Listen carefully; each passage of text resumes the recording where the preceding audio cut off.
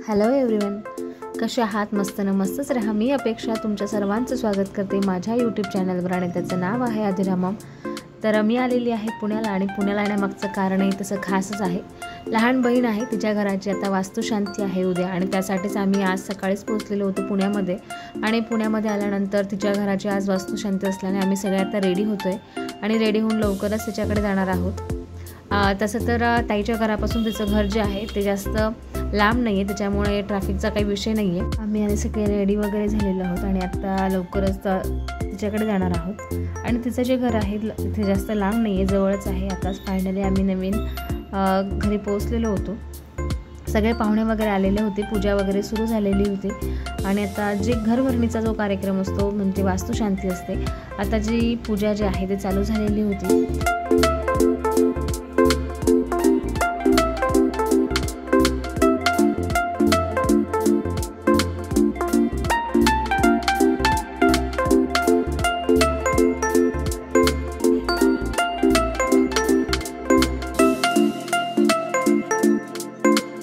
मी सर्व नवीन घरी पोहोचलो आणि इथे बहिणीचे सासूबाई आणि त्यांचे सगळे जे नातेवाईक आहेत ते इथे सगळ्यांशी ओळख करून देत होते.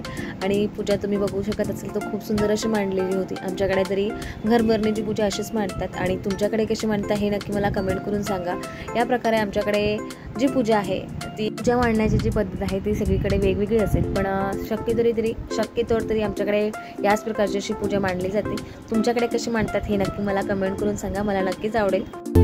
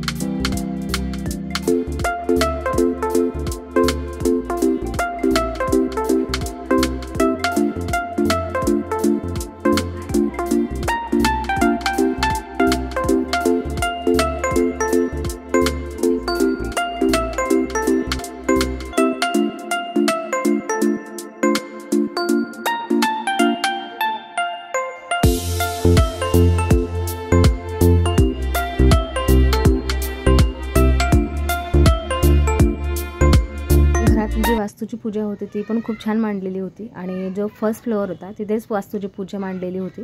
आता मी तुम्हाला संपूर्ण घर दाखवते. हा जो आहे हे सेकंड फ्लोअर आहे आणि सेकंड फ्लोअरमध्ये पण आता सध्या काम चालू आहे.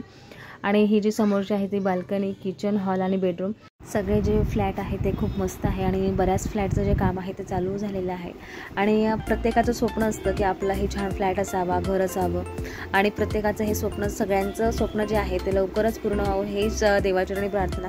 मला आता इथे एक कविता आठवते आणि ती म्हणजेच, घर असावे घरासारखे नको तर नुसत्या भिंती, जिथे असावा प्रेम जिव्हाळा नको तर नुसती नाती, त्या शब्दाला अर्थ असावा नकोच नुसती वाणी, सूर जुळावे परस्परांचे नको तर नुसती गाणी, त्या अर्थाला अर्थ असावा नको तर नुसती नाणी, अश्रूतूनही प्रीत झरावी नकोच नुसते पाणी, या घरट्यातून पिल्ल उडावे दिव्य घेऊन शक्ती, आकाशांचे पंख असावे उंबरठ्यावर भक्ती.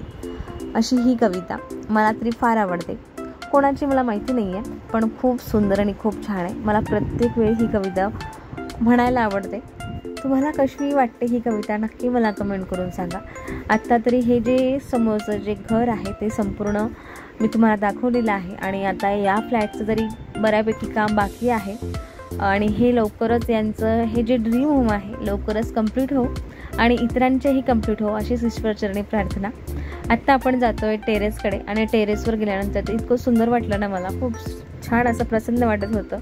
आणि सगळीकडे बिल्डिंग्स वगैरे होते, खूप मोठे मोठे बिल्डिंग्स होते आणि वातावरण पण खूप छान होतं आजचं.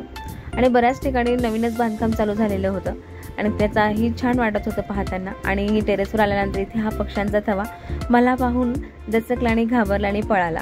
असं म्हणायला हरकत नाही. आणि त्यातला बिचारा एकच जो आहे त्यांना आवाज देत होता, अरे या इकडे, मी इथंच बसलेलं आहे. पण त्यांनी त्याच्याकडे लक्ष न देता ते पळून गेले. आणि मी आता संपूर्ण घर जे आहे तुम्हाला दाखवण्याचा उतरलेली आहे खाली, कारण की आता लिफ्ट जी आहे ती चालू झालेली नव्हती, त्याचं कामसुद्धा बाकी होतं. खाली आल्यानंतर आईने सगळ्यांना आहेर वगैरे दिला. आहेर वगैरे दिल्यानंतर आम्ही सर्वांनी मिळून जेवण वगैरे केलं. इथलं जेवण जे होतं ते खूप छान होतं. आणि सगळ्यांच्या भेटी वगैरे घेतल्यानंतर आम्ही सगळ्यांशी गप्पा वगैरे केल्या.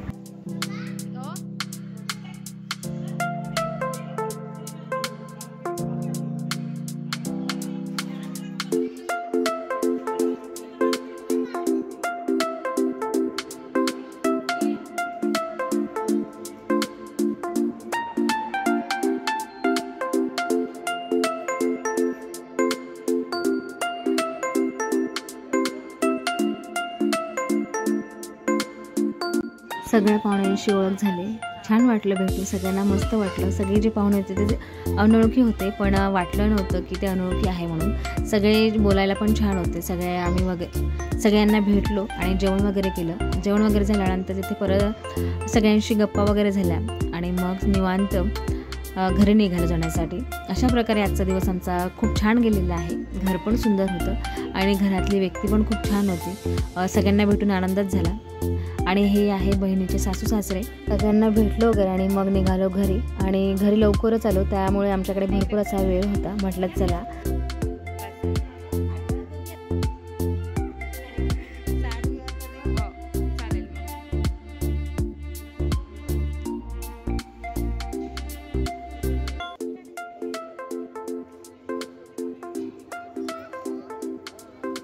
आपल्याकडे वेळ आहे तर आज आपण बनवूया चिवडा. त्याच्यासाठी लागणारं जे सगळं साहित्य होतं घरी जातानाच घेतलेलं होतं. आणि जो ताईच्या हातचा जो चिवडा होता तो मला पण खूप आवडतो.